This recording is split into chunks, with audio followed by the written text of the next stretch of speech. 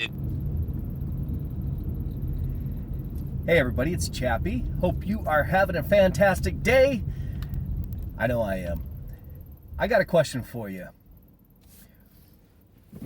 If you don't like the shirt that you're wearing, what do? You change it, right? If for some reason you don't like the shoes that you're wearing, what do? You change it. If you don't like the address that you live at, what do? You change it. If you don't like the food that you're eating, what do? You throw it out and you change it. You make it something that you want, right? Now here's another question.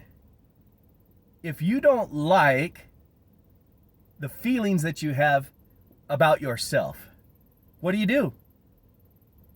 You blame someone else, don't you?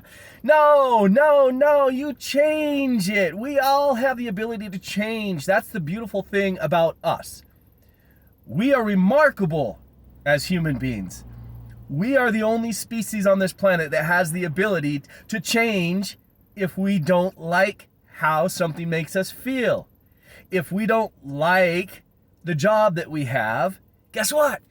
We can develop the skills that we need to get a better job and change. So the reality is everything has the possibility of change if we choose it, including what we think and how we feel inside of us. In fact, especially what we think and how we feel inside of us. We have the ability to change. It's not easy. Change is not always easy. If we want to change the job, what do we got to do? We got to go and learn some skills, right? We got to go back and kind of figure out what it is that I need to be able to do in order to get that job. But it's possible. And so it is with ourselves. If we don't like the thoughts that we have in our head, if we don't like the feelings that we have in our heart, all we have to do is learn, grow, and develop and change it. I'm telling you as God is my witness, you have it within you to change anything about you that you don't like. You just got to have the courage to do it. Blame will get you nowhere. Blame will get you nowhere. I remember listening to Jim Rohn once, and I remember him telling a story that he learned when one of his mentors asked him, "Why don't you go and buy that product?"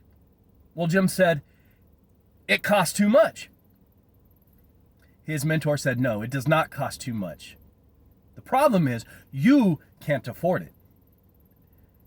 And what he was trying to teach Jim was that Jim was blaming the product as the reason why he doesn't have it. It costs too much.